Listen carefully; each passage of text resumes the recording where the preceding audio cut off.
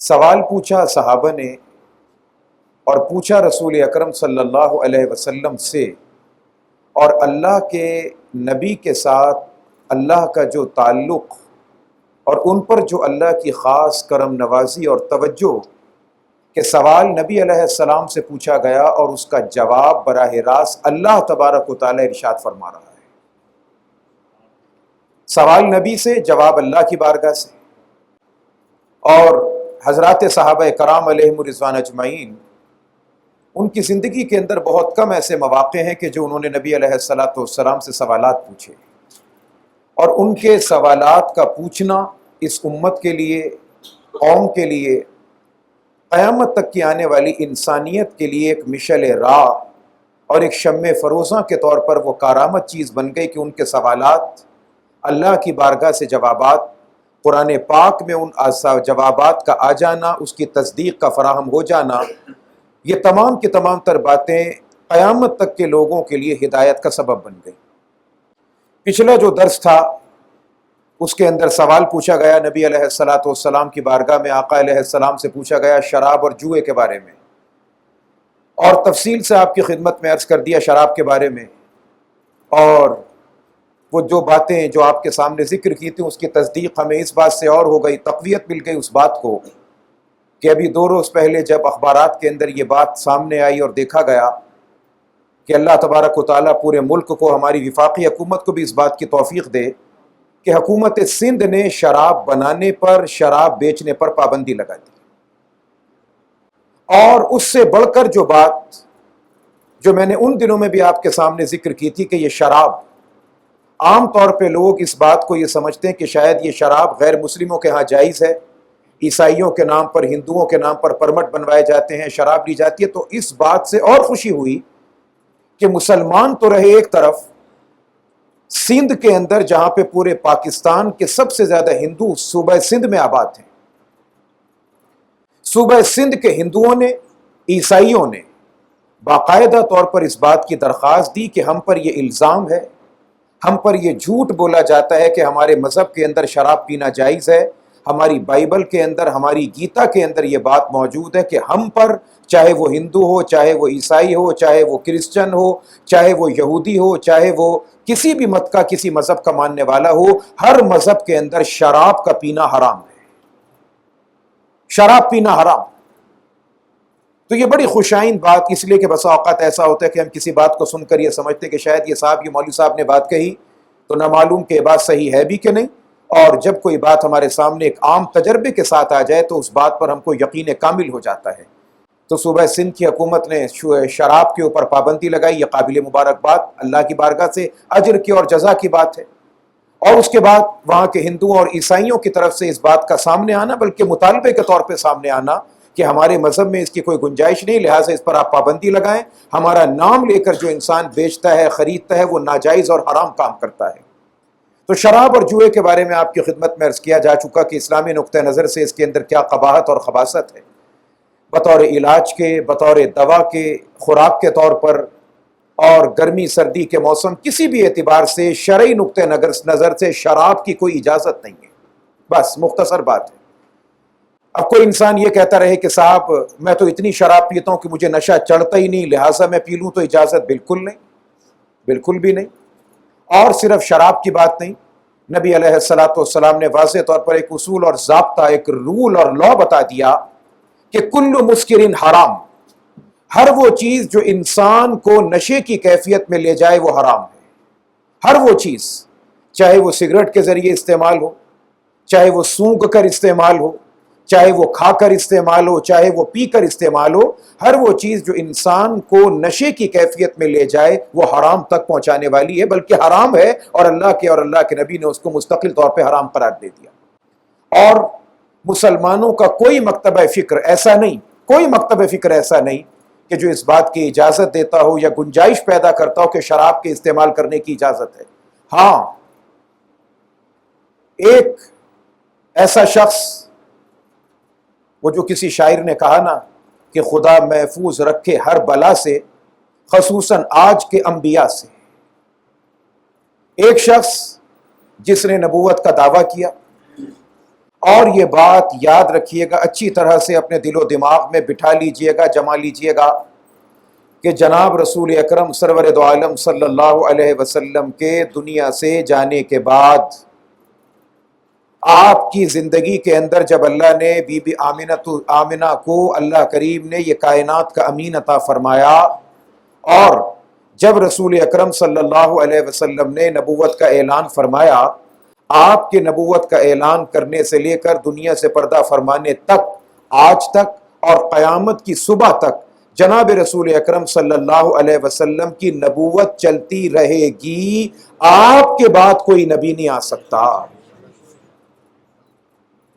اور مشہور ترین حدیث نبی علیہ الصلوۃ والسلام فرماتے انا خاتم النبیین لا نبی بعدی، میں اللہ کا آخری نبی ہوں، میرے بعد کوئی نبی نہیں۔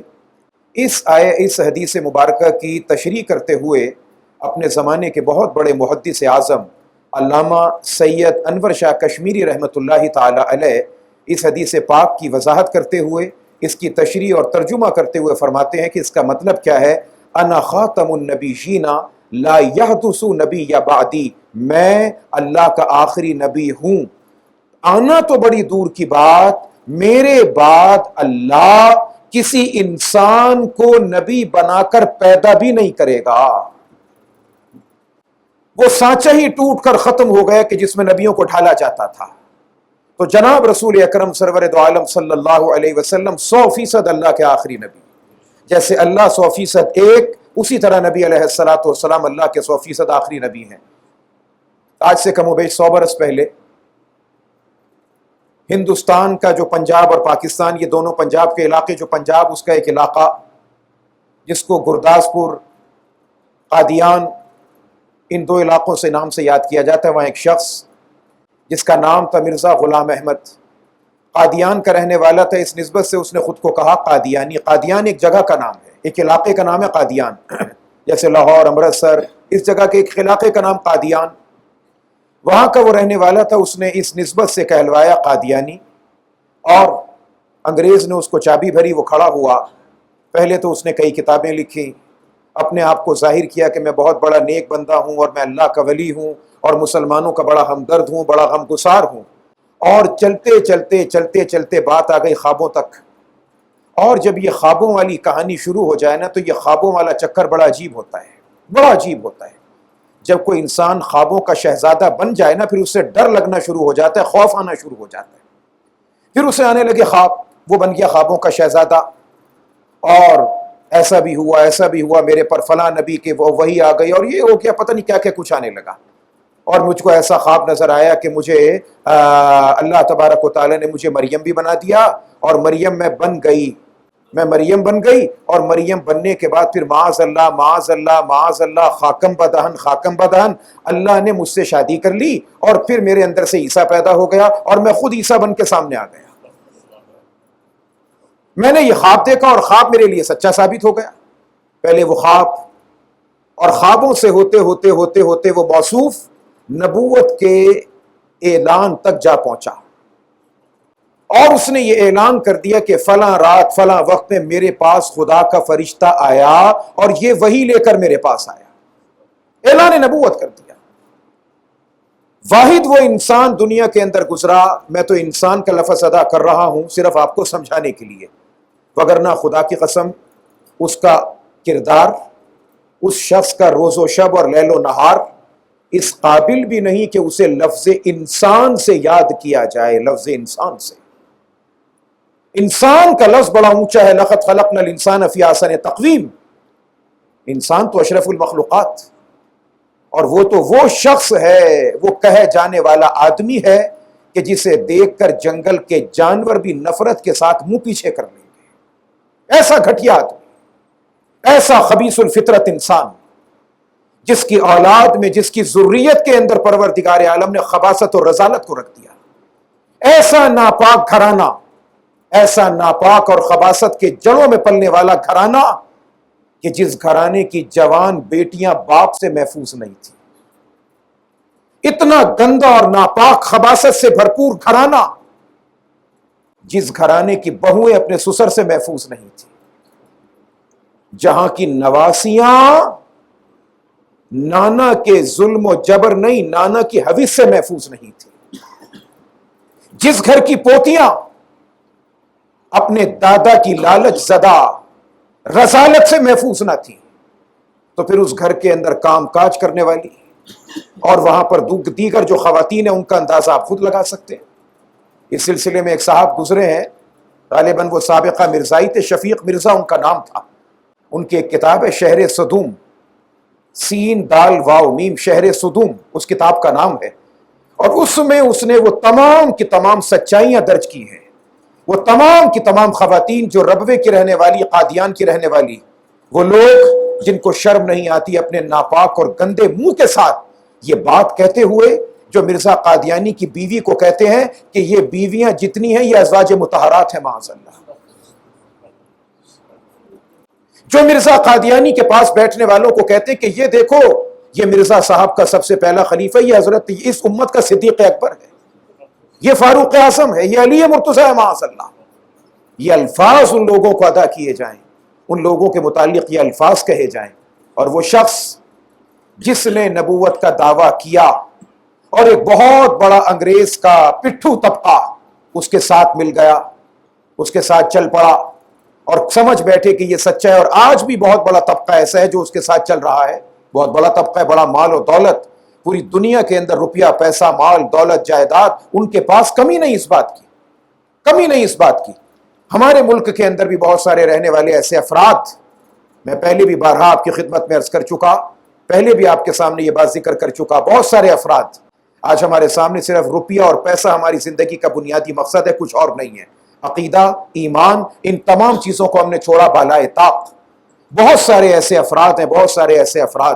اس علاقے کے اندر بھی ایک ایسا شخص ہے کہ شاید کوئی انسان نون کا ہو، لام کا ہو، بے کا ہو، نون کا ہو، دال کا ہو، پے کا ہو، جیم کا ہو، پی ٹی کا ہو، پی پی کا ہو، کسی کا بھی ہو، اس شخص کے چندے کے بغیر الیکشن نہیں لڑتا۔ اسی علاقے میں رہتا ہے، اسی علاقے میں رہتا ہے، اور اس کا کام لوگوں کو ملک سے باہر بھجوانا، اور بڑے بڑے لوگ، بڑے بڑے افراد اس کے دروازے پر معذرت کے ساتھ عرض کروں گا بھوکے دھتکارے ہوئے کتے کی طرح پونچل ہلاتے پھرتے ہیں، بھوکے کتے کی طرح۔ ویسے ان کو ہر موقع پر شریعت کا بھگار چڑھتا ہے، بڑے بڑے لمبے لمبے محفل میلاد، بڑی بڑی لمبی لمبی محافل نعت، اور اس مرزائی قادیانی کے تلوے چاٹتے ہیں، کیوں؟ ہمیں باہر بھجوائے۔ اور جب باہر بھجوانے کا وقت آتا ہے تو باہر بھجوانے کے لیے شرط اولین کیا ہوتی ہے کہ باہر جانے والوں کا فارم پر کیا جاتا ہے، جس فارم پر لکھا ہوا ہوتا ہے کہ میرا تعلق جماعت احمدیہ سے ہے، میرا تعلق جماعت مرزائیت سے ہے، اور اس کا لفظ بدل دیا جاتا ہے، قادیانی نہیں لکھا جاتا، مرزائی نہیں لکھا جاتا، یہ لکھا جاتا ہے میرا تعلق سلسلہ احمدیہ سے ہے۔ اور جناب جس طرح کوئی نقشبندیہ ہے، قادریہ ہے، سہروردیہ ہے، چشتیہ ہے، معاذ اللہ ایسے سلسلہ احمدیہ بھی ہے، ایسے ہی ہے بس یہ۔ اور بس آپ سائن کریں، انگوٹھا لگائیں، شناختی کارڈ لائیں، پاسپورٹ لائیں، آپ کو لندن، کینیڈا، جہاں چاہیں گے آپ کو مستقل طور پہ سیٹل کروا دیا جائے گا، سیاسی پناہ دلوا دی جائے گی۔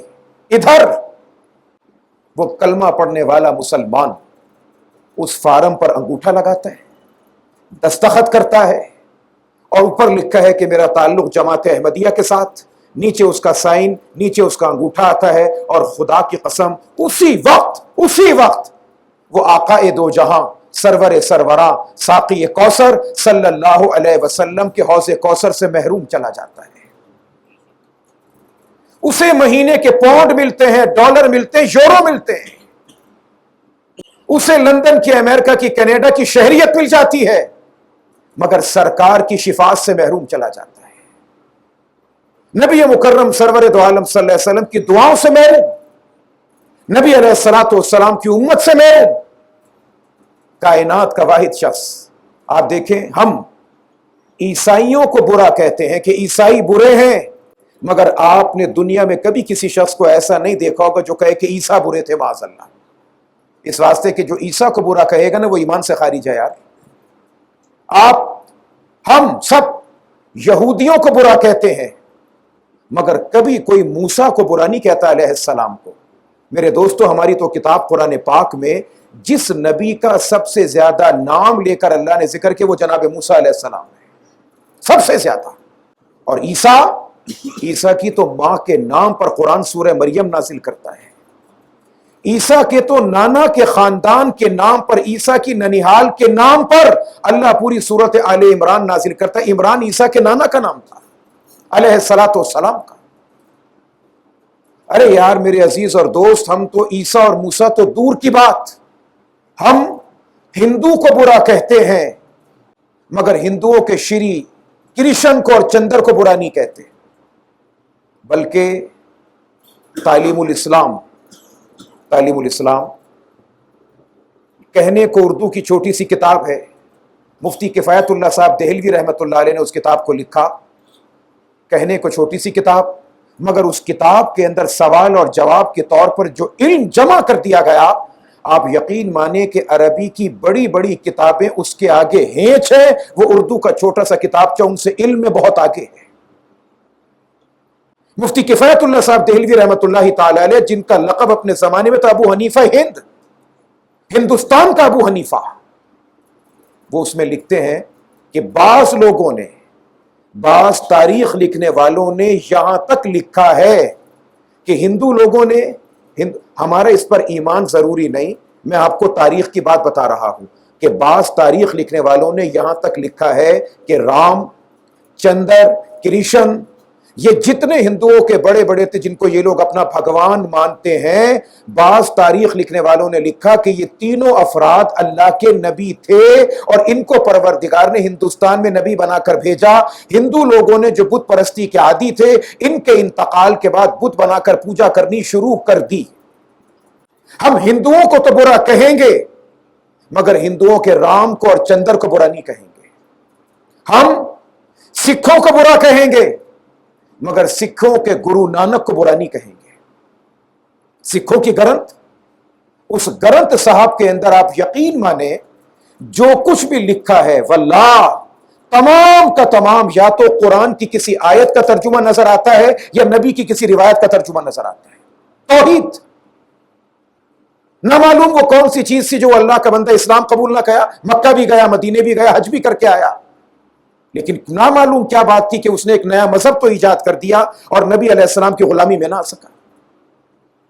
ہم سکھوں کی حرکتوں کو برا کہیں گے مگر سکھوں کے بڑے گرو نانک کو برا نہیں کہیں گے. بدھ مت، China, Japan, Sri Lanka, Hong Kong, Thailand, ان تمام علاقوں کے اندر بدھ مت کے ماننے والے، عجائب گھر میں لاہور میوزیم میں چلے جائیں، سب سے زیادہ مجسمے بدھ کے نظر آتے ہیں آپ کو. ہم ان بدھ مت کے ماننے والے بدھوؤں کو تو بے وقوف کہیں گے، ان کی مذمت کریں گے، مگر ان کا جو بڑا تھا ہم اس کی مذمت نہیں کریں گے.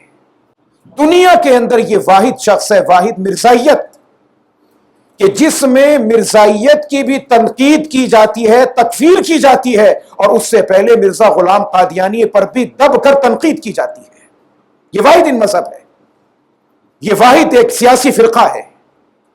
وہ شخص، میں نے آپ سے عرض کیا کہ انسان کہے جانے کا حقدار نہیں تھا، اور بات چلی تھی شراب سے، تو دنیا کے تمام مذاہب، اور میں نے آپ سے عرض کیا کہ اس وقت کے اندر ہماری اس بات کی تصدیق کر دیا. آپ 2 روز پہلے کے اخبارات اٹھا کر ملاحظہ فرما لیں کہ ہندوؤں نے کہا، عیسائیوں نے کہا ہمارے مذہب میں شراب حلال نہیں ہے، ہمارے نام پر جو شراب استعمال کی جاتی ہے یہ غلط ہے، لہٰذا شراب کے سارے پرمٹ کینسل کیے جائیں. حکومت سندھ کے اندر یہ بات درخواست کے طور پہ ہندوؤں نے اور عیسائیوں نے درخواست دائر کی، جس سے یہ بات ثابت ہو گئی کہ تمام زمینی آسمانی مذاہب میں شراب پینا حرام، ناجائز، شراب کا استعمال ناجائز. فقط واحد ایک مذہبی طبقہ ایسا جو خود کو مذہب کے نام سے منسوب کرتا ہے مگر نہ اس کا تعلق مذہب سے ہے، نہ انسانیت سے ہے، نہ شریعت سے ہے، نہ شرافت سے ہے، نری شرارت خباثت اس کا نام ہے، جس کا نام ہے مرزائیت.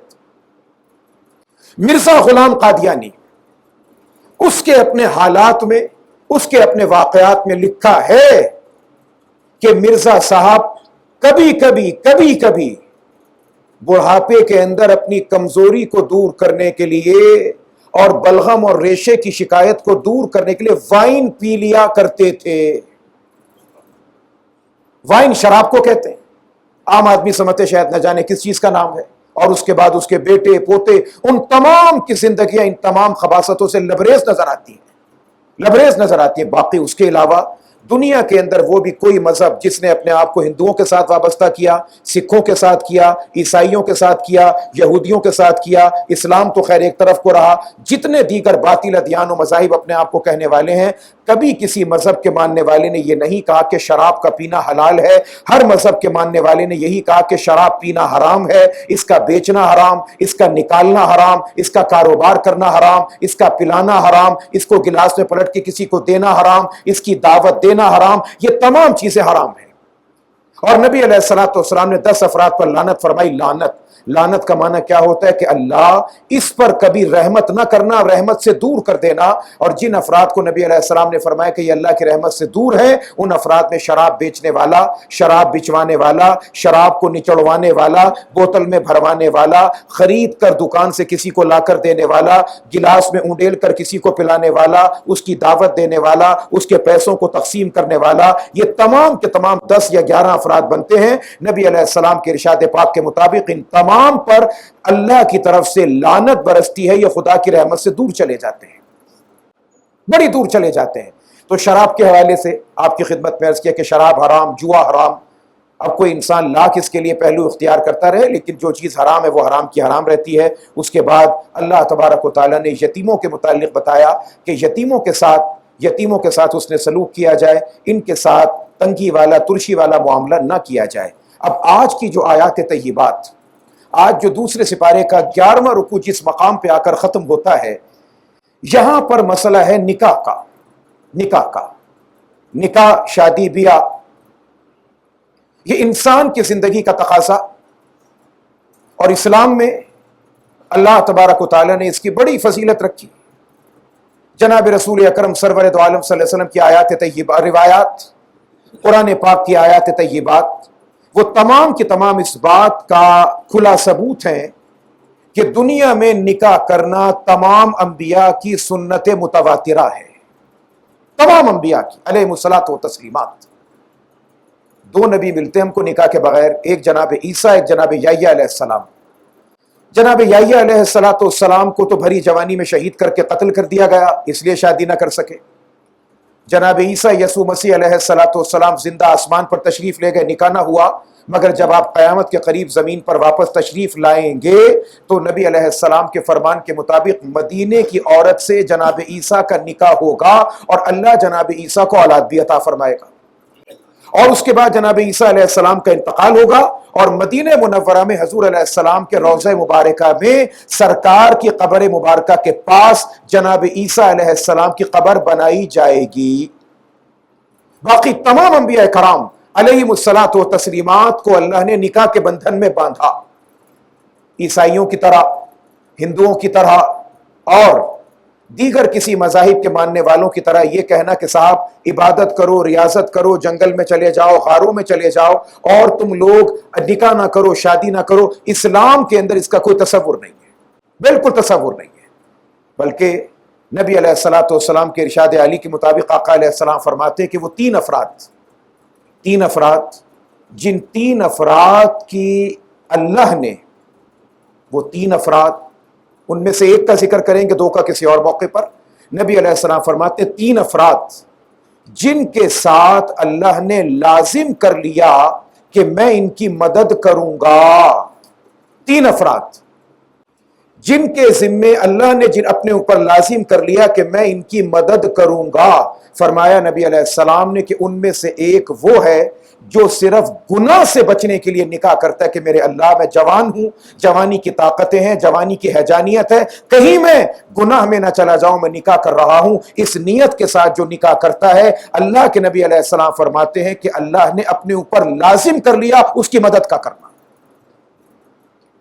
اسی طرح نبی علیہ الصلوۃ والسلام فرماتے ہیں کہ نکاح کے بغیر انسان کا دین ادھورا، ناقص، نکاح کے بعد اس کا ایمان کامل۔ اب کیسے کامل ہوتا ہے یہ الگ بات ہے، الگ بات۔ نبی علیہ السلام فرماتے ہیں آدمی کی نظر اگر ہماری، میں تو مثال دے رہا ہوں، حضور نے نہیں یہ فرمایا، حضور نے جو فرمایا وہ بات میں کہتا ہوں۔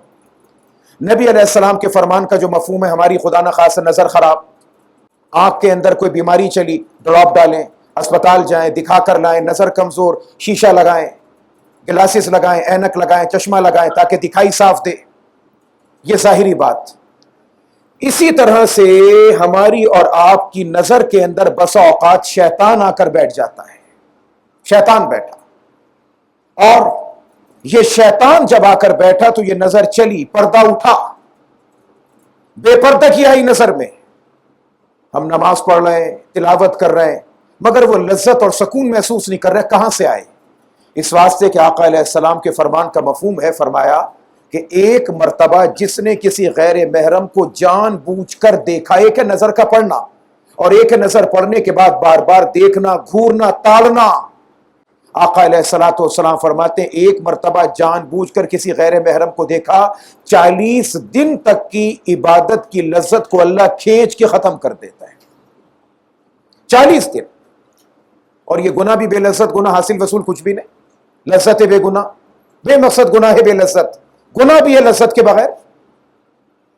اور نبی علیہ الصلوۃ والسلام نے فرمایا 2 باتیں، النکاح اغض للبصر واحسن للفرج۔ آقا علیہ السلام فرماتے ہیں نکاح کرو، اس کے 2 نقد فائدے ہیں۔ نمبر 1، یہ نظر کو جھکانے والی ہے، آبرو کو بچانے والی چیز ہے۔ نظر جھکی، آبرو محفوظ، شرمگاہ محفوظ۔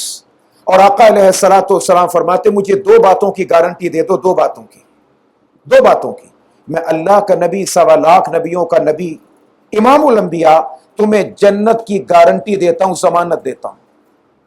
صحابہ نے عرض کیا کہ سرکار کیا چیزیں؟ فرمایا 2 باتیں ہیں، ایک وہ جو 2 دانتوں کے بیچ میں ہے، ایک وہ جو 2 ٹانگوں کے بیچ میں ہے، یعنی زبان اور شرمگاہ، ان 2 چیزوں کی حفاظت تم کرو، ضمانت تم دو۔ اللہ کے نبی کہتے ہیں کہ میں تمہیں جنت کی گارنٹی اور ضمانت دیتا ہوں، میں تمہیں جنت کی گارنٹی دیتا ہوں۔ نکاح نبی علیہ الصلوۃ والسلام کے قول کے مطابق فوائد، فضائل، سب چیزیں، اور اللہ تبارک و تعالیٰ نے قرآن پاک کے اندر اس چیز کو عام کرنے کے لیے حکم دیا، عام کرنے کا حکم دیا، اور کتنا عام کہ ایک مرد کو اس بات کی اجازت دی گئی، اجازت، دیکھیں بات میری سمجھ لیجئے گا، سمجھیے گا بات، ہم اجازت اور حکم میں فرق نہیں کرتے، حکم کچھ اور، اجازت کچھ اور۔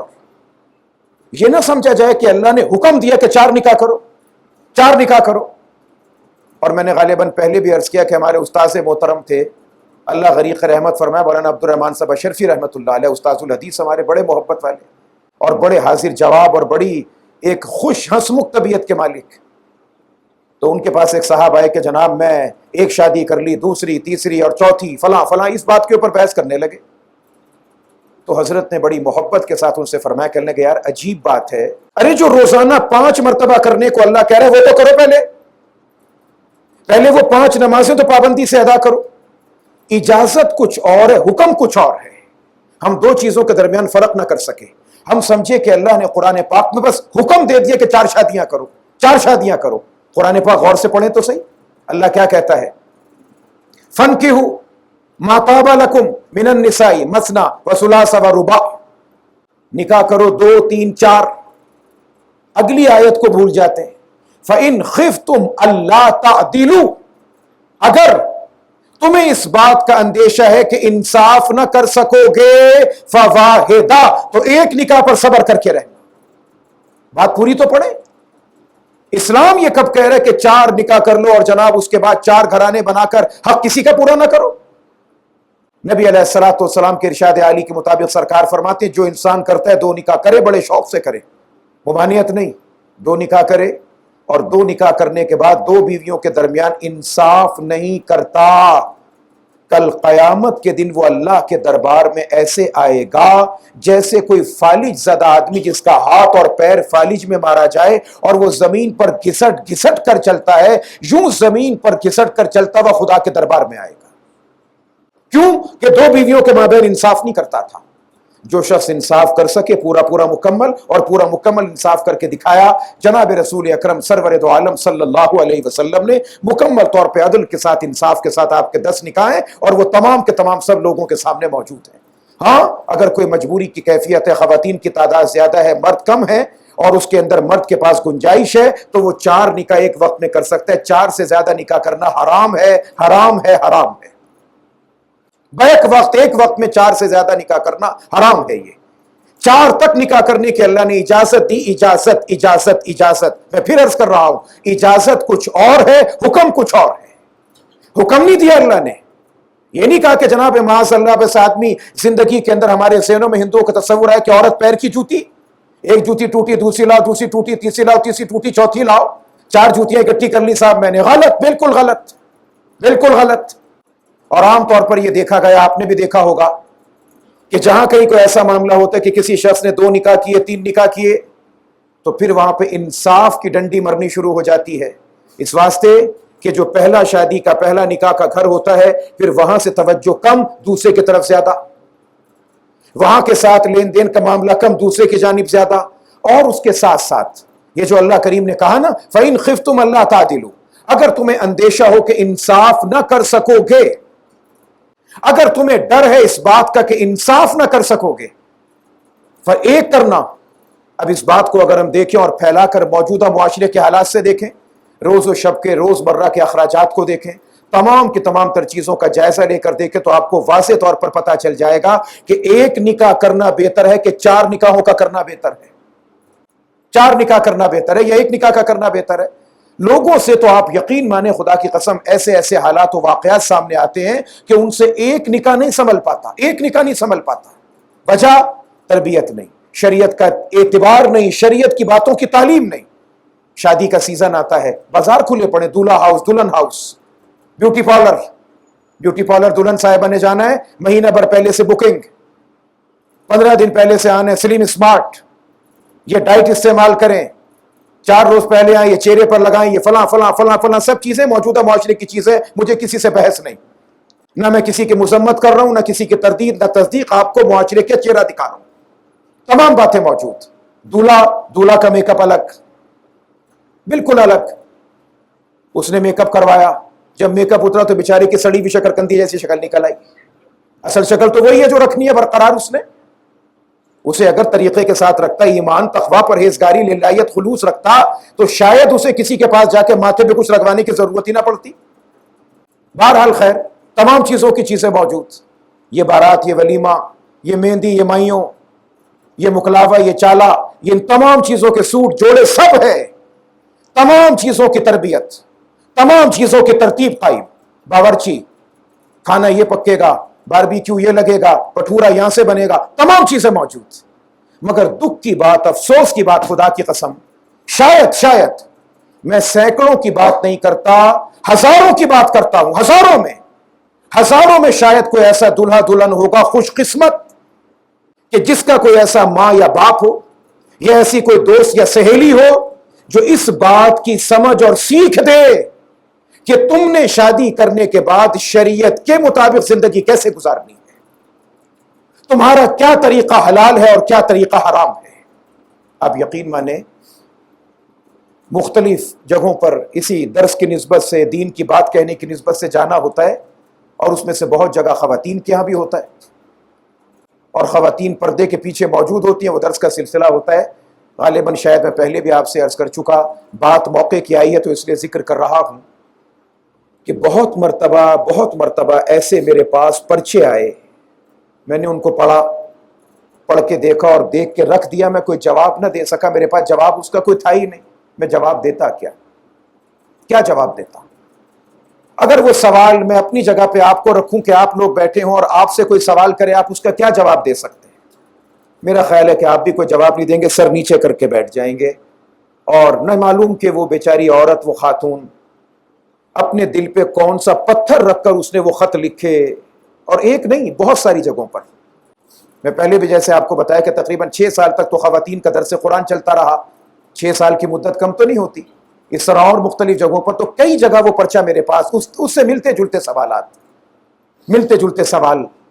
اب میرے پاس ان سوالوں کا کوئی جواب تھا، اور جیسا میں نے عرض کیا نا کہ اگر میں آپ سے کہوں تو شاید آپ کے پاس بھی کوئی جواب نہیں ہوگا. وہ سوال یہ ہوتا تھا کہ مولانا صاحب، مولوی صاحب، قاری صاحب، جو اس بیچاری کے ذہن میں بہن کے آیا، اور اس کے سوال کا لب لباب اور خلاصہ یہ ہوتا تھا، میں آپ کو کیسے بتاؤں یہ اس کا خلاصہ اور لباب ہوتا تھا کہ مولوی صاحب، قاری صاحب، مولانا صاحب، آپ سے سوال یہ ہے کہ ہمارا شوہر ہمیں کبھی دن میں کبھی رات میں گندگی اور غلاظت سے انگریزی کی بھرپور فلمیں دکھاتا ہے، اور ان کے اندر جو جو کچھ غلاظت دکھائی جاتی ہے ہمیں وہ غلاظت کرنے پر مجبور کرتا ہے۔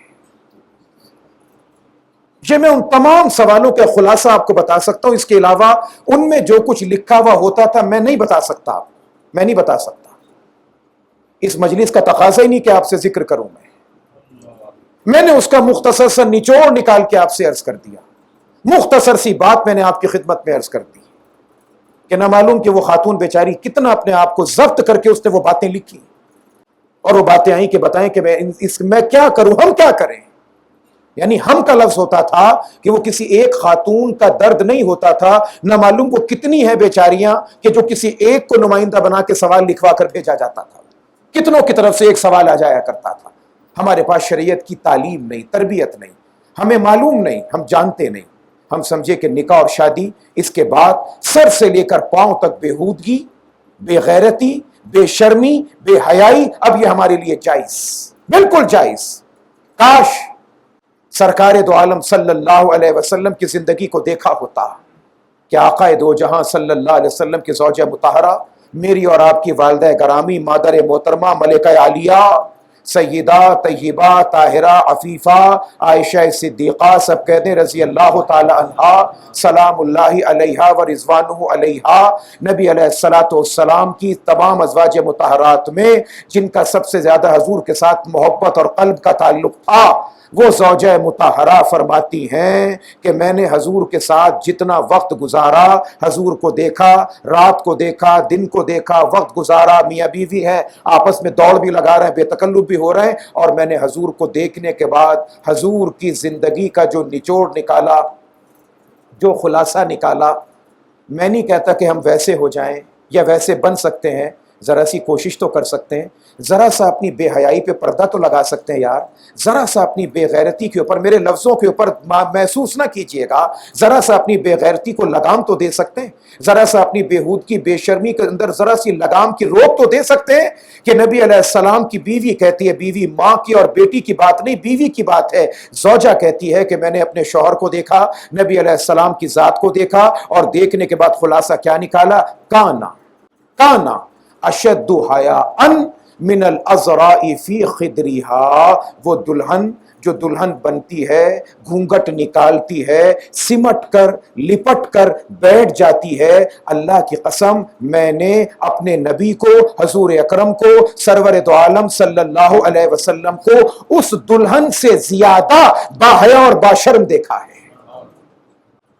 کان اشد حیاء من الازراء فی خدرها، ازرا کہتے دلہن کو، خدر کہتے دوپٹے کو، چادر کو، گھونگھٹ کو، کہ دلہن کے اوپر جو گھونگھٹ ہوتا ہے وہ گھونگھٹ میں لپٹ کر سمٹ کر بیٹھتی ہے، میں نے اس سے زیادہ لپٹا سمٹا باحیا باشرم دیکھا ہے اپنے شوہر کو، محمد مصطفیٰ صلی اللہ علیہ وسلم۔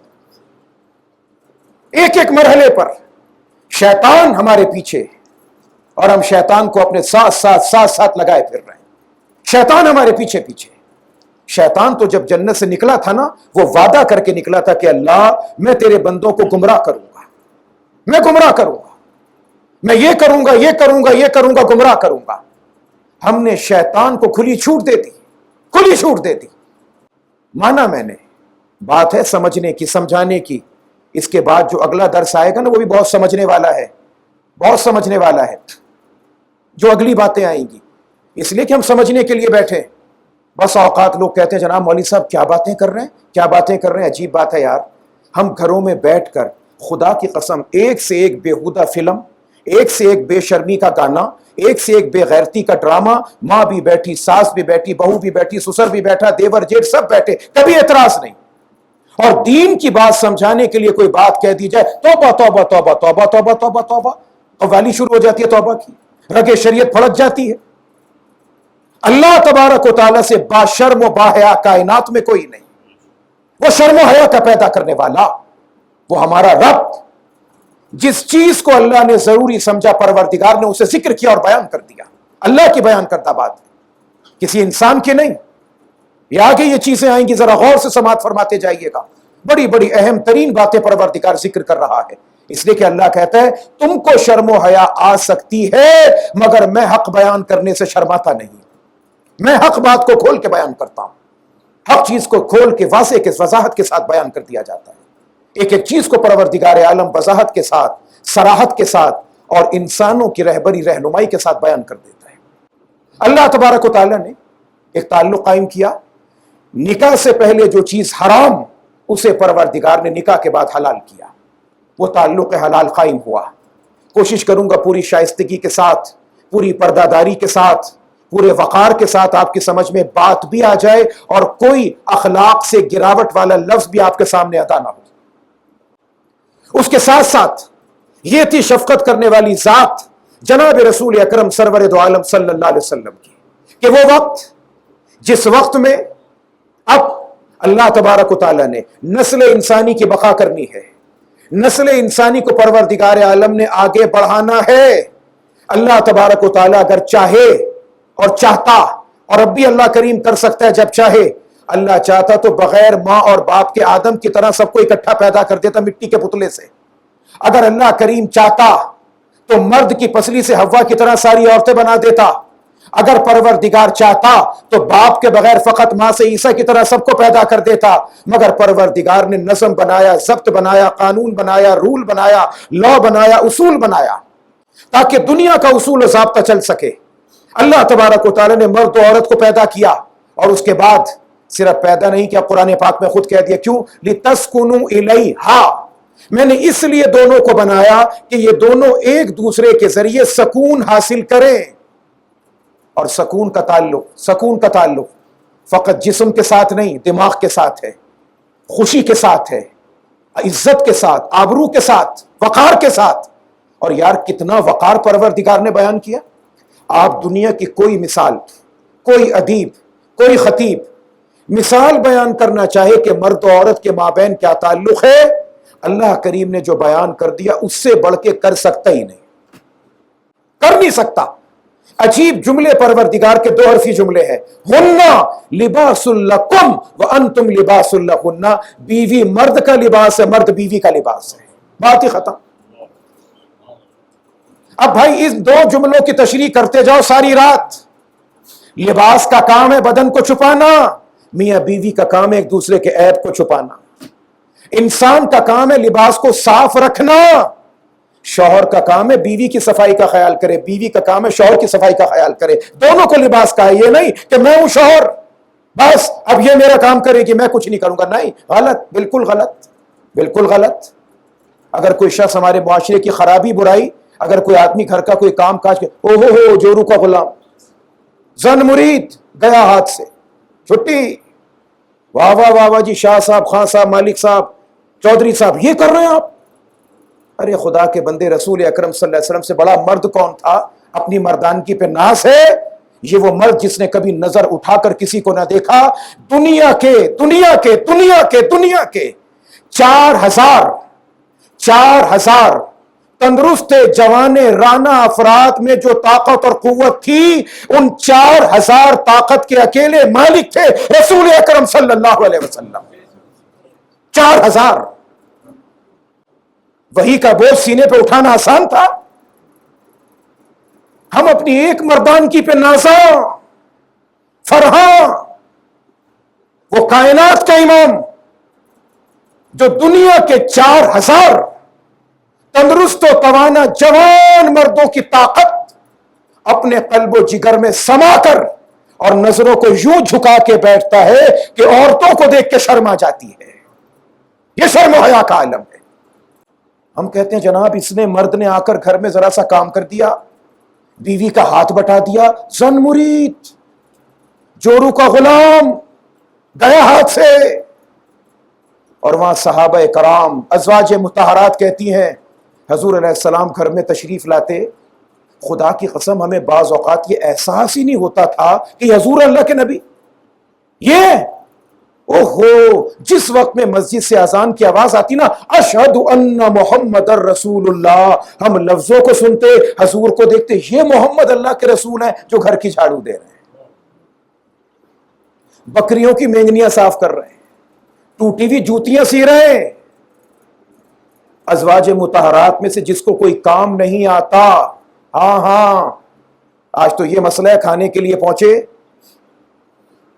پورا سال کھانا اچھا پکتا رہا، آج ذرا سی مرچیں زیادہ، ذرا سا نمک کم، ذرا سی کچھ اور خرابی. ہم نے کئی خدا کی قسم ایسے ناشکر افراد کو دیکھا کہ بھری ہوئی ہانڈی اٹھا کے گلی میں پھینک دی، یہ کیا پکایا؟ اور پھر یقین مانے اسی زندگی میں اللہ نے یہ بھی دکھایا کہ جس رزق کو انہوں نے اٹھا کر پھینکا، پروردگار نے اس رزق کے دانے دانے کے لیے ترسا کے مارا، دانے دانے کے لیے. اور یہ ہے رسول اکرم صلی اللہ علیہ وسلم، گئے دیکھا کچھ کھایا پیا، کھا پینے کے بعد جو کمی جو کوتاہی نظر آئی، یہ نہیں کہ کھانے کے نقص بیان کر رہے ہیں، نہیں، چپکے سے بتا دیا اسے ایسے سے اگر ایسے کر لو سب کچھ صحیح ہو جائے گا.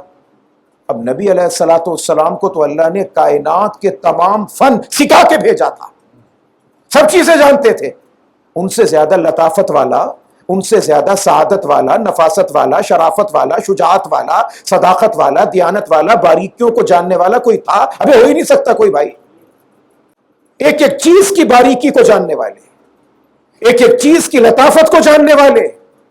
آپ نبی علیہ السلام کی کتاب الطب تو کبھی پڑھ کے دیکھے کہ کن باریکیوں کے ساتھ سرکار دو عالم صلی اللہ علیہ وسلم کی نگاہ جا رہی ہے، کہاں جا رہے ہیں، کس مقام پر، کہ موسم گرما ہے، ککڑی ہے، کھیرا ہے، نبی علیہ السلام تناول فرما رہے ہیں، کھاتے جا رہے ہیں. حالانکہ کسی طبیہ کالج سے حضور نہیں پڑھے، کسی جگہ پہ آپ نے کہیں نے جا کے دیکھا، کھجور کھائی ایک دانہ، کھجور کے ساتھ پھر ککڑی کھیرا کھا لیا. ایک صحابی نے پوچھا حضرت یہ کیوں، ان دونوں کے درمیان جوڑ کیا وجہ؟ اب تحقیق کرتے جائیں، غور کرتے جائیں، اور اس نبی امی کے جنہوں نے کسی سے سیکھا کچھ نہ تھا، ان کی گہرائیوں پہ قربان ہوتے جائیں. فرمایا بھائی اس لیے کھا رہا ہوں ان دو چیزوں کو ملا کر، کھجور میں گرمی بہت ہے، ککڑی اور کھیرے میں ٹھنڈک بہت ہے، دونوں کو ملائیں گے اعتدال پہ آ جائے گی، نہ اس کی گرمی پریشان کرے گی نہ اس کی ٹھنڈک پریشان کرے گی. بے شمار چیزیں، بہت ساری چیزیں جن پر موجودہ دور کی جدید سائنس نے ریسرچ اور تحقیق کی، اور جا کر پتہ چلا کہ اللہ کے پاک نبی علیہ السلام نے جو فرمایا کس گہرائی کے ساتھ جا کے فرمایا، کن باریکیوں کے ساتھ جا کے فرمایا. ہم بس اوقات بعض چیزوں کو کہتے ہیں یار یہ کیا طریقہ کار. نبی علیہ السلام کی حدیث پاک ہے کھانا کھانے کے بعد انگلی کا چاٹنا. اچھا یہاں پر ایک بات سمجھیے گا، انگلی چاٹنے کے لفظ کو ہم نے پڑھا اور سنا، ابھی میں نے عرض کیا کہ نبی علیہ السلام سے بڑھ کر لطافت والا، نفاست والا کوئی نہیں. ہم بعض اوقات انگلیوں کو چاٹتے ہیں ایسے کہ دوسروں کو گھن آ جاتی ہے. ہم سمجھے کہ انگلی چاٹنے سے کیا مراد، اتنے ہاتھوں کو کھانے میں سان لو، سارے ہاتھوں پہ چاول لگا لیے، سالن لگا کے یہاں تک لبیڑ لیا، اب اس کے بعد ایسے کر کے چاٹ رہے ہیں، ایسے. بھائی یہ سنت نہیں ہے، نہ بالکل نہیں. یہ تو دوسروں کو سنت سے گھن دلوانے والی بات. اللہ کے پاک نبی علیہ السلام فرماتے کھانا کھاؤ 3 انگلیوں سے، بھر کے ہاتھ لتھیڑ کے نہیں، بالکل نہیں، 3 انگلیوں سے. اور اس کے بعد چاٹنا کیسے ہے، تاکہ یہ اوپر والا حصہ، صرف اوپر والے حصے کے اندر وہ کھانا لگے، اور ایسے چاٹ کر اسے صاف کر لیا جائے. یہ سرکار کا فرمان تھا. فرمان کی وجوہات کیا؟ نبی علیہ السلام فرماتے ہیں پورے مسلمان کے کھانے پر اللہ کی برکت. کھانا تو کھا لیا، اب یہ انگلیوں پر جو لگا رہ گیا، کیا پتا کہ اس میں برکت تھی یا اس میں برکت ہے، اسے بھی چاٹ لو، یہ برکت بھی تمہارے اندر اتر جائے. یہ تو برکت کی بات. اور دوسری بات جس پر تحقیق کرنے والوں نے غور کیا وہ کیا، کہ جب انگلی کھاتے وقت میں حرکت میں آئی، تو حرکت میں آنے کے بعد اس میں سے ایک ایسے قسم کا اللہ تبارک و تعالیٰ نے مادہ خارج کر دیا کہ جب اسے ہلکا ہلکا چاٹا، وہ مادہ زبان سے نیچے اترا، وہ ہاضمے کے اندر تعاون کا کام کرتا ہے. کھانے کے اندر ہاضمہ جلدی ہو جاتا ہے. ہاتھ دھو کھانے سے پہلے، لیکن کھانے سے پہلے جب ہاتھ دھو اسے پوچھنا نہیں، یہ سرکار کا فرمان. میں اتنی بات کہہ دی. اب اس نہ پہنچنے پر جب تحقیق کی تو کیا، بھئی ہاتھ تو دھو لیے، پانی سے جراثیم ہو گئے صاف، اب ہم نے رومال سے تولیے سے جب ہاتھوں کو اگر صاف کیا، ہاتھوں کو جب صاف کریں گے، اس کے اوپر جو جراثیم ہے، اس پر جو نہ نظر آنے والی چیز ہے وہ ہاتھ پر دوبارہ چپک گئی، کھانا کھایا وہ دوبارہ اندر اتر گئی، لہٰذا ہاتھ دھونے کا فائدہ کوئی نہیں۔ سرکار نے فقط اتنا فرما دیا کہ کھانا کھانے سے پہلے جب ہاتھ دھو تو پونچھنا نہیں، اور کھانے کے بعد جب ہاتھ دھو تو پونچھ کر ہاتھ کو صاف کرنا، تاکہ زندگی کے اور کام کر سکو۔ تمام چیزوں کے اوپر غور و فکر کیا، نظر دوڑائی۔ اب شیطان، بات یہاں سے چلی تھی، یہاں سے بات چلی کہ کن کن باریکیوں پر نبی علیہ الصلوۃ والسلام نے نظر لگائی اور پہرا نظر رکھی اور پہرا بٹھایا۔ شادی کے بعد تعلقات قائم، ایک ایسا تعلق جو ناجائز تھا اسے اللہ کریم نے کر دیا جائز، مگر جواز کے ساتھ بھی اللہ نے کچھ حدود قائم کر دی، کچھ ضابطے بنا دیے، کچھ حد، کوئی ضابطہ۔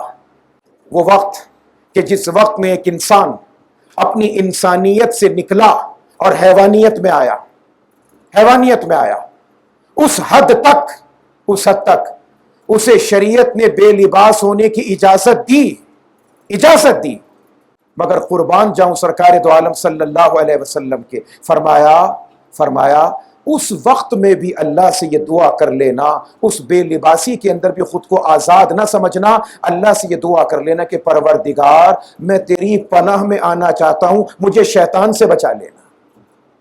پھر اس کے بعد جب وہ انسان جب اس پر حیوانیت کا غلبہ آ گیا، اور اس غلبہ حیوانیت کے بعد اللہ تبارک و تعالیٰ کی حکمت، مشیت اس چیز پر متوجہ ہوئی کہ اب اس انسان کے ذریعے میں نے ایک نئے انسان کو دنیا میں لانا ہے، اب میں نے اس ایک انسان کے ذریعے دوسرے انسان کو دنیا میں لانا ہے، اور ایک جسم سے مادہ تخلیق منتقل ہو رہا تھا دوسرے بدن میں، اب اس وقت میں جسم ہے بے لباس، دعا کیسے پڑھے؟ قربان جاؤں سرکار دو عالم صلی اللہ علیہ وسلم کے فرمایا کہ اس وقت میں عرض کر رہا ہوں کہ بات کو سمجھتے جائیے گا، کوشش کروں گا پوری سنجیدگی شائستگی سے آپ کی خدمت میں عرض کروں کہ جب ایک جسم سے دوسرے جسم میں مادہ تخلیق منتقل ہو رہا ہے تو اس وقت میں نبی علیہ الصلوۃ والسلام فرماتے کہ دل میں یہ دعا پڑھنا، زبان سے نہیں، اس لیے کہ اگر زبان سے اللہ کا نام لیا تو اللہ کے نام کی بے ادبی ہے۔ دل کے اندر یہ دعا کرنا کہ میرے اللہ، میرے مولا، اس ملاقات کے ذریعے تو مجھے جو اولاد عطا فرما اسے بھی شیطان سے بچا کے رکھنا۔ اب مجھے آپ بتائیں کہ ان باریکیوں کے وقت میں بھی جب کوئی انسان اپنے آپ کو اللہ کی پناہ کے اندر دے رہا ہے تو وہ کبھی بھی کسی برائی کے راستے کی طرف نہیں جائے گا، اسی ضابطے پر گامزن رہے گا جو اللہ نے اور اللہ کے پاک نبی علیہ السلام نے اس کو بتا کر رکھا ہے۔ اس کے بعد اب ہوتا کیا ہے؟ ہمیں تو تعلیم و تربیت ہے ہی نہیں، سارا دن، ساری رات، سردی کی رات ہے جناب، گیس آتی نہیں، کیا کریں؟ ساری رات گزر جائے، سارا دن گزر جائے، مرد بھی ناپاک، عورت بھی ناپاک، اور واضح طور پر نبی علیہ السلام کا ارشاد پاک کہ جب تک یہ ناپاکی والا مرد یا عورت کسی گھر میں موجود رہتا ہے، اس دن اس وقت تک غسل کرنے تک رحمت کا فرشتہ نہیں آتا۔ اب شیطان کا بسیرا کر لیا، شیطان کا بسیرا، جسم بے لباس، بدن بے غسل، شیطان تو خود بخود آ رہا ہے، وہ تو خود بخود ہمارے اندر رگو پے کے اندر اترتا چلا جا رہا ہے، اندر سے اندر جاتا جا رہا ہے۔ نکاح بیاہ اسی کے متعلق آج یہاں بات ہے، پہلے تمہید، اس کے بعد انشاءاللہ تھوڑی سی بات آئے گی، آیات آپ کی سمجھ میں آئیں گی۔ شادی کرنے سے پہلے رشتے کا انتخاب، رشتے کا چناؤ، کس قسم کی لڑکی کو پسند کریں، کس قسم کے لڑکے کو پسند کریں، اس میں کیا کیا کوالٹی ہونی چاہیے۔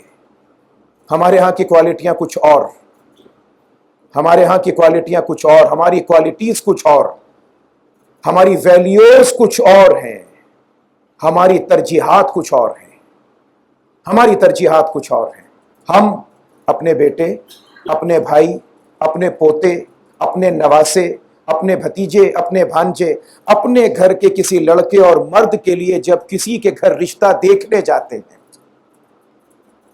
تو اللہ کی قسم ہم کسی کی بچی، بہن اور بیٹی کو دیکھنے نہیں جاتے، ہم قربانی کی گائے دیکھنے جاتے ہیں، ایسا ایسا تبصرہ کہ جو کسی کا دل کاٹ کے رکھتے ہیں، کسی کا دل کاٹ کے رکھتے ہیں۔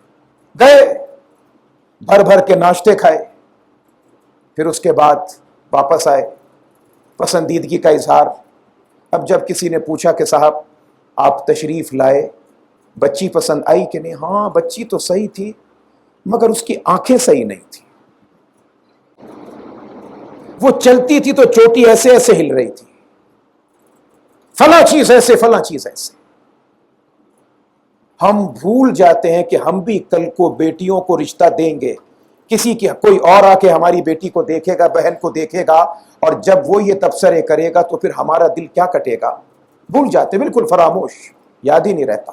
اس لیے کہ ہم بیٹے کے باپ ہیں یار، ہم لڑکے والے ہیں، ہمارا کام ہے دوسرے کو ذلیل کرنا، رسوا کرنا، ہمارا بنیادی کام ہے۔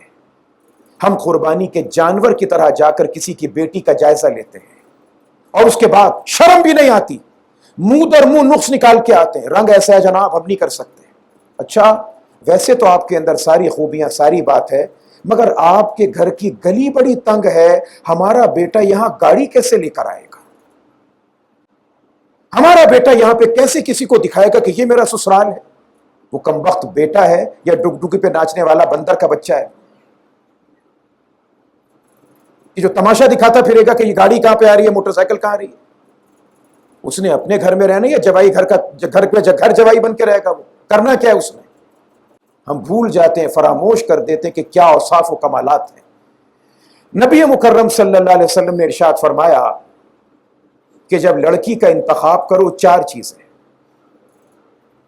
نمبر 1 حسن و جمال دیکھو، نمبر 2 حسب نسب خاندان، اچھا گھرانہ ہے دیکھو، نمبر 3 یہ دیکھو کہ اس لڑکی کی عادات اخلاق کیسی ہیں۔ اب ہمیں کیسے پتہ لگے بھئی کیسی ہے؟ ہم تو نہیں جانتے۔ ان کے گھر کے پچھلے ماں، خالہ، دیگر بہنیں بھی آئی ہوئی ہیں، ان کے حالات کو دیکھا جائے، پھپھیوں کو دیکھا جائے، ان حالات کو دیکھا جائے۔ نمبر 4 چوتھی وجہ نبی علیہ السلام نے فرمائی کہ اس عورت کی دینداری کو دیکھو، اس کے دین کو دیکھو، اس کا دین کیا ہے، اس کا دین پر عمل کیسا ہے، اس کی پردے داری کا، دینداری کا کیا معاملہ ہے۔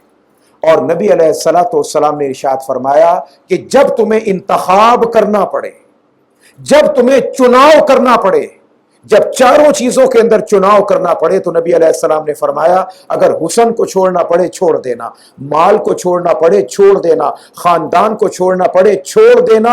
انتخاب کے اندر نظر آئے کہ ایک عورت ہے بڑی حسین و جمیل مگر دین کے اعتبار سے صفر، ایک خاتون بڑے مالدار گھر کی، دین کے اعتبار سے صفر، ایک اور خاتون بڑے اچھے گھرانے کی مگر دین کے اعتبار سے صفر، ایک چوتھی ہے شکل واجبی، باپ غریب آدمی، گھرانہ درمیانہ۔ ان باتوں کو ریجیکٹ کر دینا، چوتھی بات سے انتخاب کر لینا۔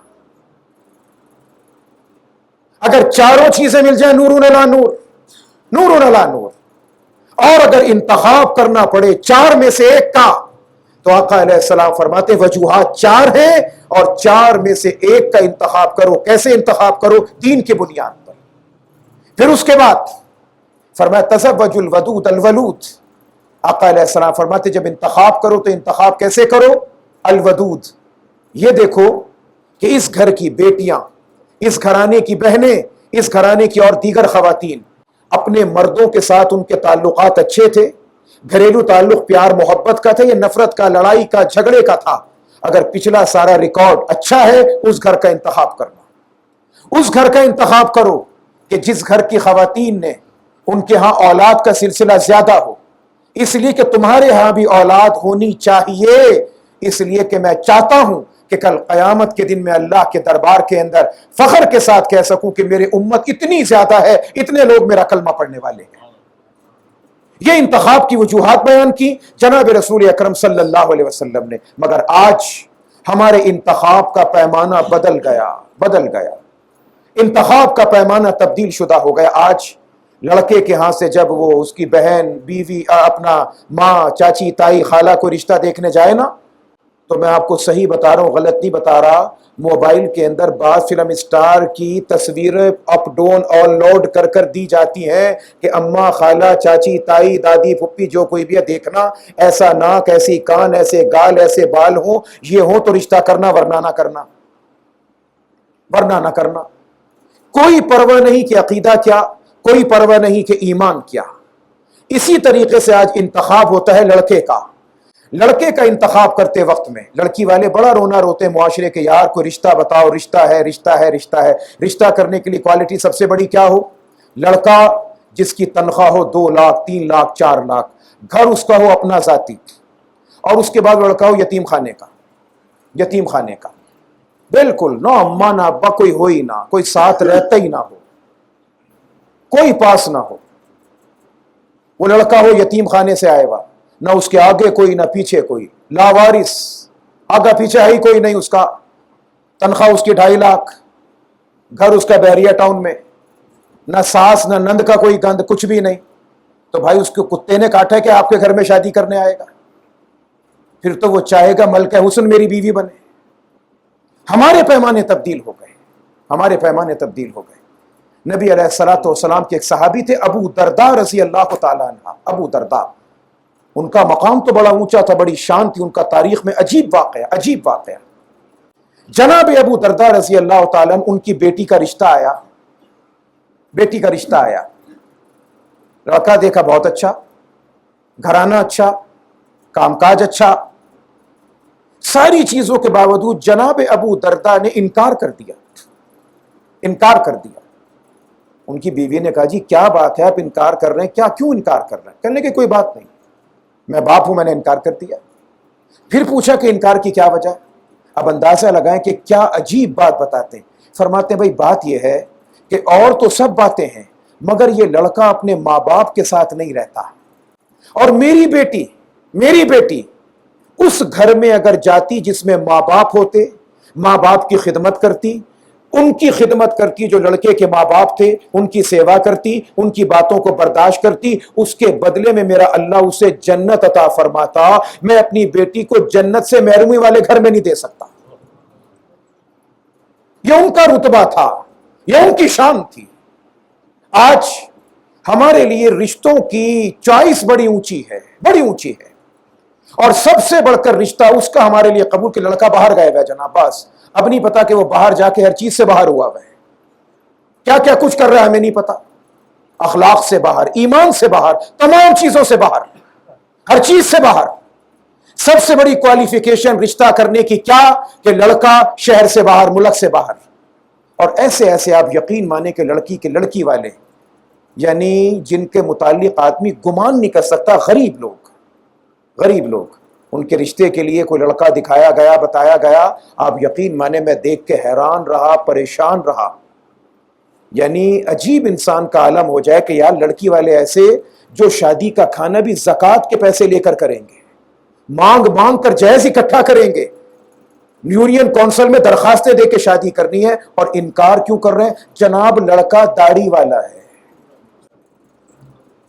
لڑکے کی داڑھی ہے، ہماری بیٹی کیسے داڑھی والے سے شادی کرے؟ اس لڑکے کے گھر میں جناب ساری عورتیں برقع پہنتی ہیں، ہمارے گھر کی ہماری بیٹی یہ لڈو رانی کیسے برقع پہنے گی؟ بتائیں ذرا، آپ بتائیں۔ یعنی اس بنیاد پر رشتوں کا انکار کیا جا رہا ہے کہ لڑکا داڑھی والا ہے، اس بنیاد پر رشتے کا انکار کیا جا رہا ہے کہ لڑکی نے ہماری پردہ نہیں کرنا، برقع استعمال نہیں کرنا، لہٰذا اگر برقع استعمال کرنا ہے ہماری طرف سے انکار۔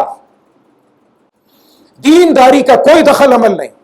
آج کی ان آیات طیبات میں سننا میرے دوستو، سنیے گا کہ پروردگار کیا کہتا ہے، اور بنیادی طور پہ اللہ تعالیٰ نے جو بات بیان فرمائی وہ کیا کہ مسلمان کا نکاح اگر کرنا ہے تو مسلمان کے ساتھ کرنا، غیر مسلم کے ساتھ نہیں۔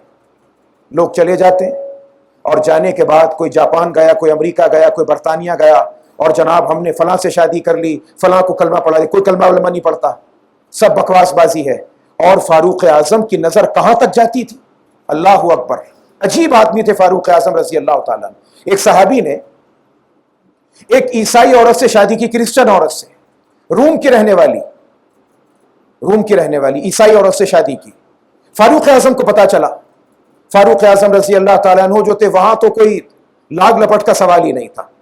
ان صحابی نے شادی کی, فاروق اعظم کے پاس آئے کہ وہ حضرت فاروق اعظم نے منہ موڑ لیا اپنا, ناراض, پھر بات کی, پھر ناراض. وہ کہنے لگے جناب آپ جو مجھ سے ناراضگی کا اظہار کر, میں کوئی غلط کام کیا, غلط کام کیا کیا میں نے؟ کیا قرآن کے اندر اللہ نہیں کہتا کہ مسلمان مرد اہل کتاب عورت سے شادی کر سکتا ہے؟ فاروق اعظم نے فرمایا بجا, آپ نے جو کہا بالکل درست کہا, واقعتاً یہ بات ہے, مگر وہ جن اہل کتاب کے حوالے سے اللہ نے بات کہی, یہ اہل کتاب وہ اہل کتاب نہیں ہے. یقیناً یہ بات آپ کے لیے درست ہو سکتی ہے, مگر میری نظر یہ دیکھ رہی ہے کہ اگر اس بات کی اجازت دے دی گئی تو مسلمانوں کے اخلاق ایمان کے لیے درست نہیں ہوگی, ان میں دشمن کو گھسنے کا موقع مل جائے گا. اور ہمیں تاریخ بتاتی ہے کہ جہاں کہیں کسی نے کسی غیر مسلم عورت کو کلمہ پڑھوا کر, جھوٹا سچا کلمہ پڑھوا کر شادی کی, وہاں نسلیں برباد, نسلیں ختم. میں آپ کو 2 مثالیں دے دیتا ہوں, تحقیق آپ کر لیں. بانی پاکستان محمد علی جناح صاحب, ان کا گھرانہ اسماعیلی گھرانہ تھا, انہوں نے اسلام قبول کیا, اور شادی جب انہوں نے کی جناح صاحب نے, تو شادی کرنے کے لیے جس لڑکی کا انتخاب کیا وہ تھی رتی بائی, اور اس کا جو باپ تھا وہ پارسی گھرانے سے تعلق رکھتا تھا, پنسا ڈٹ یا ایسا کوئی اس کا نام تھا, آگ کی پجاری تھے, وہ آگ کے پجاری. جناح صاحب نے اس لڑکی سے شادی کی, کسی مسلمان کا انتخاب نہیں کیا, اور مولانا شاہ احمد درانی صاحب جو کراچی کے تھے مرحوم, ان کے تایا تھے عبد المجید صدیقی صاحب, بامبے کی مسجد کے وہ امام خطیب تھے, انہوں نے وہ نکاح پڑھایا. جناح صاحب کو وہاں لے جایا گیا, اس لڑکی کو کلمہ ولمہ پڑھوا دیا گیا, اور ظاہری طور پہ اس نے اسلام قبول کر لیا. جناح صاحب کا انتقال ہو گیا. اس کے بعد اس سے ان کی ایک بیٹی پیدا ہوئی تھی, اسی پارسی عورت سے. باپ مسلمان تھا, عورت غیر مسلم تھی. ظاہری طور پہ کلمہ پڑھا, اللہ جانتا دل سے پڑھا زبان سے پڑھا, ہم کچھ نہیں کہہ سکتے, مگر اثر کیا ہوا, وہ بیٹی جب پیدا ہوئی باپ بھی مر گیا, ماں بھی مر گئی. اس بیٹی نے باپ کا دین قبول نہ کیا, اس نے ننیحال کا دین قبول کیا, اور اس نے اسی مذہب کے ایک آدمی سے شادی کر لی. اس کے بعد دوسری مثال, سرحد کا بہت بڑا سیاستدان خان عبد الغفار خان, جس کو سرحدی گاندھی کہتے ہیں, اس کا بیٹا عبد الولی خان, عبد الغنی خان, اس کا پوتا یسفندیار خان, سرحد کا بڑا لیڈر. ان کے گھرانے کا ایک آدمی جس کا نام تھا عبد الستار خان, جس کو کہتے تھے ڈاکٹر خان, تاریخ میں اس کا مقام ہے اس کا, اور پختون تھا, وہ شادی ہوئی بھی اس کی, اور اللہ کی طرف سے پختونوں میں حسن بھی ہے, خوبصورتی, رنگت, سب چیزیں. وہ برطانیہ پڑھنے کے لیے گیا, اسے نہ جانے کیا بھوت سوار ہوا کہ اس نے برطانیہ کی ایک انگریز میم صاحبہ سے شادی کر لی.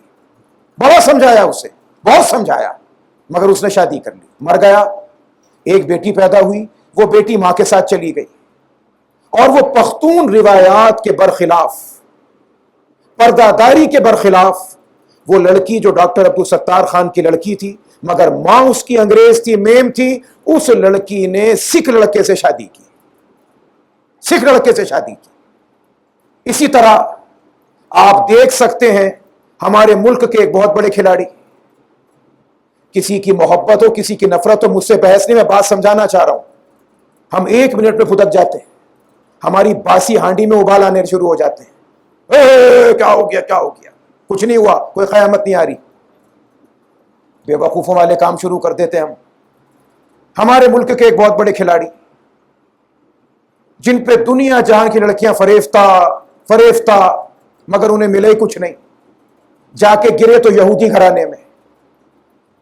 ظاہری طور پر اس نے کلمہ بھی پڑھ لیا, نام بھی وہ رکھا کہ جس نام کا اسلامی نام آج تک تاریخ میں ہے ہی کوئی نہیں. کوئی لغت, کوئی ڈکشنری اس نام کی ہے ہی نہیں جو عورت کا ایسا نام ہو, ہم نے نہیں کوئی دیکھی. چلو جی مان لیا. لڑکی کا باپ وہ جو اسرائیل کی مجلس شورا کا ممبر سر گولڈ اسمتھ, لڑکی کا بھائی آج تک اسرائیل کی مجلس شورا کا ممبر. یہ پچھلا جو لندن کا الیکشن ہوا، اس میں ان کھلاڑی کا سالہ الیکشن میں کھڑا ہوا، یہودیت کی پوری سپورٹ اس کے ساتھ تھی، باپ مسلمان، باپ کا گھرانہ مسلمان، باپ کا خاندان مسلمان، باپ کا قبیلہ مسلمان، مگر اس مرد نے ایک غیر مسلم عورت سے شادی کی، نتیجہ کیا نکلا کہ مسلمان کے تخم سے پیدا ہونے والے بچے یہودیت کی گود میں پل رہے ہیں۔ اللہ تبارک و تعالیٰ اس بات کو وضاحت کے ساتھ بیان کر رہا ہے، اللہ تبارک و تعالیٰ اس بات کو کھول کھول کے بیان کر رہا ہے کہ اے میرے مسلمان بندو، اگر تم نے نکاح کرنا ہے تو نکاح کرنے کے اندر اسلامی عورت کا انتخاب کرنا، کسی کافرہ کا، کسی مشرکہ کا انتخاب مت کرنا۔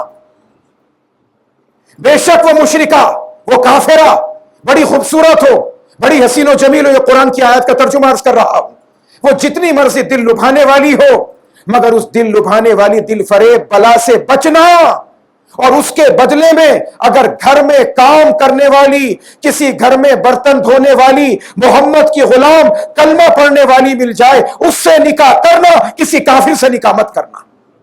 یہ اللہ کہہ رہا ہے، میں نہیں کہہ رہا۔ انتخاب بتا رہے اللہ کے، انتخاب کس کا کرنا؟ انتخاب چٹی چمڑی کا نہ کرنا، گرین کارڈ کا نہ کرنا، انتخاب کسی ڈگری کا نہ کرنا۔ انتخاب کرنے کے وقت میں جب وقت آ جائے انتخاب کا، تو اپنی بیٹی کے لیے، اپنی بہن کے لیے، اپنے گھر کی عورت کے لیے انتخاب اس کا کرنا کہ جس کے پاس آقا دو جہاں صلی اللہ علیہ وسلم کی غلامی اور محبت کا سرٹیفکیٹ ہو، جس کے دل میں سرکار کی محبت کا کلمہ ہو، اس کا انتخاب کرنا۔ ہمارے سامنے کیا جناب، لڑکا باہر، لڑکی کے باپ کے پاس اتنا پیسہ، عقیدہ کیا ہمیں پتہ ہی نہیں، ہم جانتے ہی نہیں کہ کیا عقیدہ ہے، کس مذہب کے اوپر گامزن ہے وہ۔ کتنے واقعات ایسے آئے، کتنے واقعات، یہ تقریباً 2-4 سال پہلے کی بات، جامعہ اشرفیہ میں نکاح ہوا، جامعہ اشرفیہ میں ایک لڑکی والے جو جامعہ والوں کے متعلقین، ان کے جاننے والے، نکاح کے لیے وہ آگے جانتے تھے، بھائی ان کو بھی جاننے والے ہیں، نکاح ہو گیا، اور نکاح ہونے کے بعد نکاح بھی ہو گیا، سارے معاملات ہو گئے، اللہ کا کرم ہوا، اللہ کی مہربانی ہو کہ نکاح میں اور رخصتی میں تھوڑا سا وقت تھا۔ پہلے جس وقت میں انسان رشتہ طے کرتے وقت تو کچھ نظر ہی نہیں آتا نا، رشتہ ہونے سے پہلے نظر ہی کچھ نہیں آتا۔ وہ لڑکی جس کو ہم نے دیکھا اور ہم نے یہ سوچا کہ صاحب اس سے ہم نے اپنے بیٹے کی شادی کرنی ہے، اس سے زیادہ خوبصورت، اس سے زیادہ سلیقہ مند، اس سے زیادہ حسن و جمال کی پیکر، اس سے زیادہ جنت کی حور، وہ اپنے زمانے کی سب سے بڑی نیک ترین عورت ہے جو ہماری بہو بنے گی۔ ادھر بیاہ کر گھر میں آئی، وہ جنت کی حور بن کے جنگل کا لنگور، اس سے بری عورت کوئی نہیں۔ اسی طریقے سے جو ہم نے جس لڑکے سے شادی کرنی ہے، شادی سے پہلے دنیا کی سب خوبیاں اس کے اندر، اور شادی کے بعد دنیا کی سب برائیاں اس کے اندر، دیکھنا ہی نہیں کہ کیا ہے کیا نہیں۔ نکاح ہوا، اب نکاح ہونے کے بعد ان لوگوں نے جب گھر میں جانا آنا شروع کیا، دیکھا بھالا تو وہاں کچھ تصاویر، اب پتہ تو اتنا زیادہ لوگوں کو ہوتا نہیں بھی کیا تصویر ہے، شاید کسی پیر صاحب کا فوٹو ہوگا۔ وہ تصاویر جو تھی، ان تصاویر کو انہوں نے گھر لڑکی والوں کا جو کوئی رشتہ دار گیا، اسے شک گزرا، اس نے موبائل کے بل تصاویر کو اتارا، جو تصویریں لگی تھی موبائل پہ ان کی فوٹو کھینچی، اور لانے کے بعد دکھایا، پتہ کیا، تحقیق کی، تفتیش کی، تو آپ اندازہ لگائیں وہ لڑکا جس کا ایک مسلمان لڑکی کے ساتھ نکاح ہو گیا، لڑکی والے دل سے فریفتہ، کیا کمال تھا، لڑکا جناب امریکہ کے اندر، لڑکے کا وہاں کاروبار، وہاں یہ، جب اس کے بعد نکاح کے بعد تحقیق کی خدا کریم نے بچانا تھا، نسل در نسل لڑکا قادیانی تھا، مرزائی تھا، پورا گھرانہ قادیانی تھا۔ اس لیے میرے عزیز اور دوستو، آج کی ان آیات طیبات میں اللہ تبارک و تعالیٰ فرماتا ہے، بتاتا ہے کہ زندگی گزارنے کے لیے نکاح کرنا، اور نکاح کرنے کے لیے جب لڑکا لڑکی کا انتخاب کرنا پڑے، گھر بار دیکھو، کاروبار دیکھو، زبان دیکھو، ذات برادری دیکھو، سب چیزوں کو دیکھو۔ وہیں پر جب سب چیزوں کو دیکھ رہے ہو تو سب سے پہلے عقیدہ دیکھو کہ ایمان کیا ہے اس کا، عقیدہ کیا ہے اس کا، اس میں شرک تو نہیں، کفر تو نہیں، صحابہ کرام کا بغض تو نہیں، حضور کی ختم نبوت کا انکار تو نہیں۔ ان تمام چیزوں کو دیکھو، اس کے بعد انتخاب کرو۔ صرف ظاہری چیزوں کو دیکھ کر، کاروبار کو دیکھ کر، مال و منال کو دیکھ کر مت فریفتہ ہو جانا۔ ذرا دیکھیے گا پروردگار عالم کیا فرماتا ہے، جو کچھ آپ کے سامنے عرض کیا وہی آپ کے سامنے آتا ہے یا نہیں۔ بسم اللہ الرحمن الرحیم۔ وَلَا تَنْكِحُوا الْمُشْرِكَاتِ حَتَّى يُؤْمِنَّ اے مسلمان مردوں مت نکاح کرو مشرک عورتوں سے جب تک کہ وہ ایمان قبول نہ کر لیں، اور اگر ایمان قبول نہ کرے تو کسی گرین کارڈ ہولڈر، انگریز، یہودن، کرسچن، کسی ہندنی، کسی سکھنی، کسی مرزائن، کسی شیعین، کسی سے نکاح مت کرنا۔ وَلَأَمَةٌ مُؤْمِنَةٌ خَيْرٌ مِّن مُشْرِكَةٍ وَلَأَمَةٌ، ایک کام کرنے والی غلام، ایک باندی، ایک نوکرانی، مگر ہے وہ مومنہ، ہے وہ کلمہ پڑھنے والی، ہے وہ ایمان قبول کرنے والی۔ اے میرے مومن بندے، میں اللہ تجھے کہہ رہا ہوں وَلَأَمَةٌ مُؤْمِنَةٌ خَيْرٌ مِّن مُشْرِكَةٍ، یہ نوکرانی جو کلمہ پڑھنے والی ہے یہ اس مالدار مشرکہ سے بہتر ہے خدا کی نظر میں۔ وَلَوْ أَعْجَبَتْكُمْ، اگرچہ وہ کافر اور مشرک عورت تمہیں بڑی اچھی لگتی ہے۔ اور وَلَا تَنكِحُوا الْمُشْرِكِينَ، اور اسی طرح اے مسلمان عورتوں لا تنکحوا المشرکین، مشرک مردوں سے نکاح مت کرنا۔ یاد رکھیے گا اسلامی نقطہ نظر سے پسند کی شادی کرنے پر پابندی نہیں۔ اگر کوئی لڑکا یہ کہتا ہے کہ میں فلاں لڑکی سے شادی کرنا چاہتا ہوں، اسلامی طور پہ پابندی نہیں۔ لڑکی اگر اپنے ماں باپ کو، رشتہ داروں کو یہ بتائے کہ میں فلاں لڑکے سے شادی کرنا چاہتی ہوں، اسلامی طور پر پابندی نہیں۔ رابطوں پر پابندی، ملاقاتوں پر پابندی، اور اگر ماں باپ نے رشتہ طے کر دیا، لڑکا لڑکی ایک دوسرے کو ایک نظر دیکھنا چاہتے ہیں، شرعی طور پر پابندی نہیں، اجازت ہے، اجازت ہے۔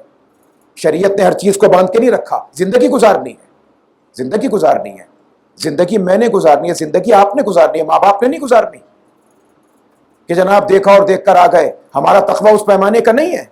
وہ جو شیخ عبد القادر جیلانی رحمۃ اللہ علیہ کے ابا جان کا تقویٰ تھا کہ جن کو ایک اللہ کے ولی نے کہا جی میری بیٹی سے نکاح کر لو، آنکھوں سے اندھی ہے، پاؤں سے لنگڑی، ہاتھوں سے لنجی، کر لیا نکاح، گئے لوٹ کے چیخے مارتے واپس آ گئے کہ میرا امتحان تو نہیں ہو رہا۔ شیخ عبد القادر جیلانی ایسے نہیں پیدا ہو جاتے۔ ہاں، شیخ جیلانی کے ابا جان، شیخ جیلانی کے نانا نے کہا، بڑی لمبی بات ہے، تفصیلات میں نہیں جاتا۔ شیخ عبد القادر جیلانی رحمۃ اللہ علیہ کے نانا جان نے کہا کہ میں اپنی بیٹی کا رشتہ چاہتا ہوں، مگر میری بیٹی آنکھوں سے اندھی، پاؤں سے لنگڑی، ہاتھوں سے ٹنٹی۔ وہ تو کیا معذور چیز۔ ان کے ابا جان نے حامی بھری، رشتہ ہو گیا، شادی ہو گئی، نکاح ہوا، گئے واپس آئے، میرا امتحان تو نہیں حضرت، یہ کون لڑکی ہے؟ وہ تو ایسا لگتا ہے جیسے جنت کی حور۔ فرمایا سنو اب کہنا کیا چاہتا تھا۔ میری بیٹی آنکھوں سے اندھی ہے، کیا مطلب؟ میری بچی نے آج تک کسی غیر محرم کو دیکھا نہیں ہے، میری بچی زبان سے گنگی ہے، اس لیے کہ اس کی زبان سے کبھی آج تک وہ بات نہیں نکلی جو رب کو ناراض کرنے والی ہے۔ میری بیٹی ہاتھوں سے لنجی ہے، کیا مطلب؟ اس کے ہاتھوں نے آج تک کبھی وہ کام نہیں کیا جو شریعت کے خلاف ہو۔ میری بیٹی پاؤں سے لنگڑی ہے، کیا مطلب؟ اس کا قدم کبھی گھر سے باہر اس کام کے لیے نہیں نکلا جو اللہ کی نافرمانی والا۔ یہ تو ان کا مقام تھا بھائی، ہمارا مقام تو نہیں کہ کوئی کہے کہ جناب ابا نے دیکھ لی بس بیٹی کافی، اماں نے دیکھی بیٹی کافی۔ شریعت مطہرہ اس بات کی اجازت دیتی ہے کہ لڑکا لڑکی اپنی منگنی کے بعد، رشتہ طے ہونے کے بعد ایک دوسرے کو دیکھ سکتے ہیں، یہاں تک کی اجازت ہے۔ جتنی بات ہے اس کو رکھیے، کبھی آپ باہر جا کر کہ جی مولوی صاحب نے کہہ دیا کہ جناب افیئر چلاؤ، معاشقے کرو، مولوی صاحب کہتے ہیں اجازت ہے۔ ہاں، ہم بات کو نا آدھا سنتے ہیں، آدھا اپنے پاس سے ملا دیتے ہیں، اور چغل خوری تو ہمارے معاشرے کا بہترین کام ہے۔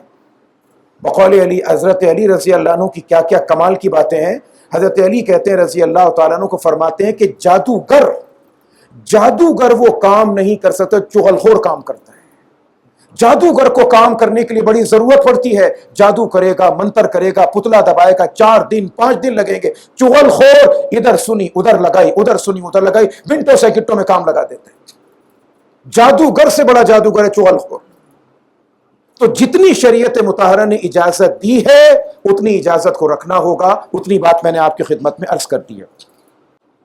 وَلَا تُنْكِحُوا الْمُشْرِكِينَ، مسلمان عورتوں، مسلمان لڑکیوں، مت نکاح کرو مشرک مردوں سے، حتیٰ یؤمنوا، جب تک کہ وہ ایمان قبول نہ کر لیں. وَلَعَبْدٌ مُؤْمِنٌ خَيْرٌ مِّن مُشْرِكٍ، ایک مسلمان غلام، ایک مسلمان غریب مرد، ایک مسلمان نوکر مرد، یہ اللہ کی بارگاہ میں چٹے گورے لمبے تڑنگے مالدار مشرک سے بہتر ہے. وَلَوْ أَعْجَبَكُمْ، اگرچہ تمہیں کافر اچھا لگتا ہو. أُولَئِكَ يَدْعُونَ إِلَى النَّارِ، یہ مشرک یہ کافر تمہیں بلاتے ہیں جہنم کی طرف. وَاللَّهُ يَدْعُو إِلَى الْجَنَّةِ وَالْمَغْفِرَةِ بِإِذْنِهِ، اور اللہ تمہیں بلاتا ہے جنت کی طرف، مغفرت کی طرف اپنے حکم سے. وَيُبَيِّنُ آيَاتِهِ لِلنَّاسِ، اور اللہ تعالیٰ کھول کھول کے آیتوں کو بیان کرتا ہے. لَعَلَّهُمْ يَتَذَكَّرُونَ، تاکہ لوگ نصیحت حاصل کریں. اللہ تبارک و تعالیٰ ہم سب کے ساتھ عافیت کا اور کرم کا معاملہ فرمائے.